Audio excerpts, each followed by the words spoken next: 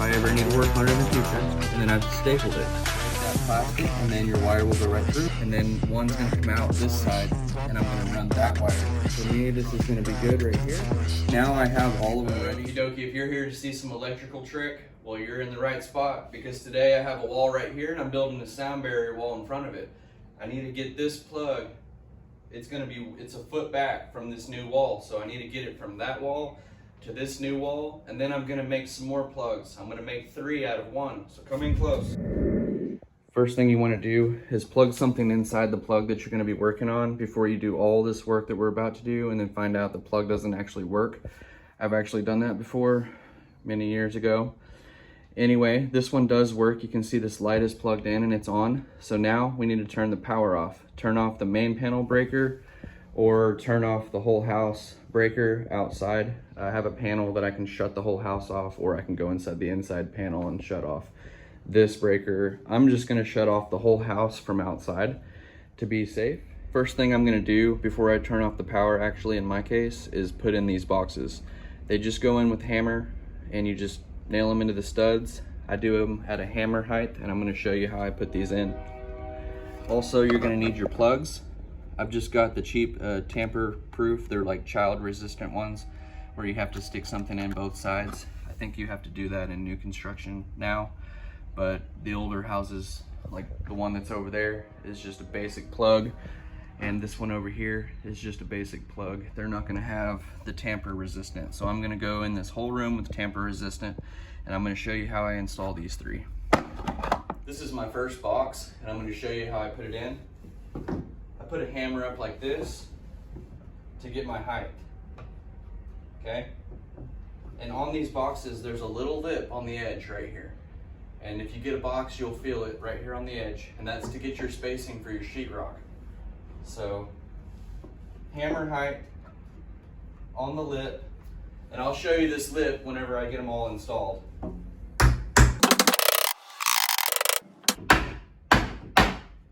Here's the setup. I have a box in right here, a box right here, and a box right here. I'm gonna show you that lip that I was talking about.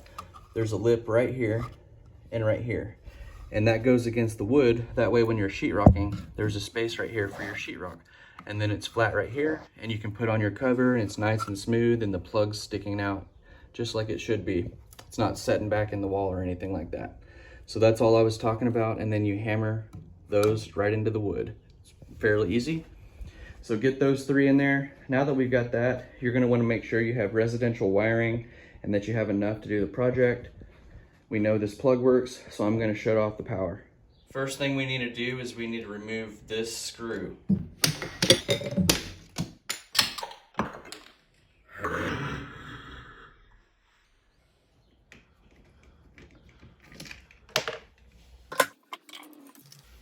Now these are Phillips head. Now that we've removed the screws, you can pull it out. What I'm gonna do now is I'm gonna cut those off.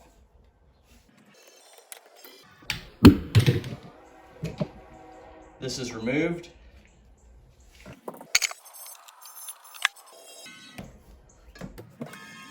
These are just wire strippers. And you find the hole that it fits in and strip the wires. Okay, all this is whites to whites, twisted tight to the right, blacks to blacks, twisted tight to the right, and then you've got the ground, and it comes out of this yellow wire right here. And because I have a metal box, this does not apply if you have a plastic box, a blue box, or whatever you want to call it. You would just wire nut the ground wires together. You wouldn't wire it to the actual metal box. So in my case, there's 2 wires, and both of them are on that ground screw. All I did was flathead, left tight, unloosen it to the left, and I've put in both grounds to that ground screw, and then re-tightened it back down. It's very tricky. It took me probably a couple of minutes to figure out how to fish it around that screw, but I got them both on there, and you're gonna have to do it too if it's metal. They're not the grounds together if it's plastic. That's it. Okay? Now that we're clear on that, I'm gonna put tape around all this, and shove it inside that box, and I'll show you what it looks like. And I'll start running my wire to that box. Folded them back into the box. You can see the red wire nuts on there. I've just simply folded it over and then taped around this so it doesn't get cut.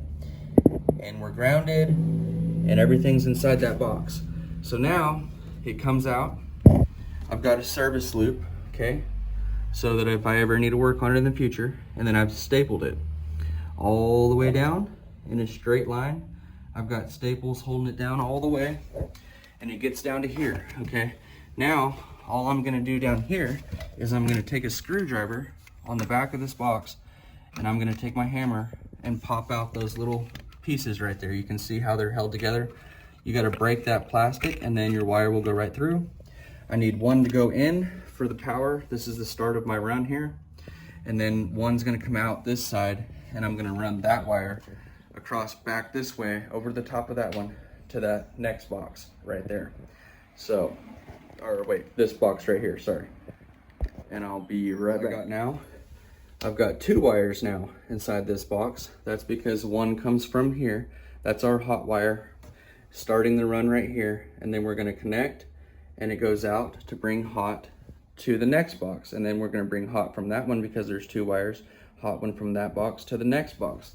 And you'll notice there's only 1 wire over here. That's because it's the end of the run. In the future, I could tie something else on there if I wanted to. But you can only put so many plugs on 1 wire. So for me, this is gonna be good right here. Now I have all of them ready. I've got the wires stripped back just like we did that first one. But on this time, you curl them.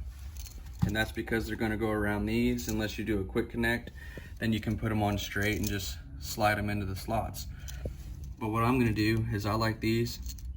In my opinion, these are better. So basically I've got those hooked, and the black is gonna go to the brass, and the white is gonna go to the silver, and the ground is gonna go to the grain screw. And if you have 2, then you're gonna have to tie these grounds together by twisting one of them and then connecting this one. So I can actually cut that loop off, but that's okay. I'll just cut that one off and then twist them together and then put this one onto the ground screw. And I'll show you what it looks like at the end, because when you have 2 wires, it's gonna be like that. And when you just have 1 wire, if it was just 1 wire, it'd be black, white, ground, okay? And I'll show you that one on the end for an example for that one. You can see they're all ready, and I will bring you right back after I connect all these. Okay, now I have this one, and this one all hooked up now, and I'm gonna show you what I did. Okay, so you can see all I've done is wound the 2 ground wires together with those pliers and then hooked one of the loops on here. So I had to cut that loop off, but it doesn't take that, it's not that hard. You know, that's all you do on the ground, and that makes sure that both wires are grounded to that metal box, which that metal box is grounded to the panel box inside. So that's kind of how that works.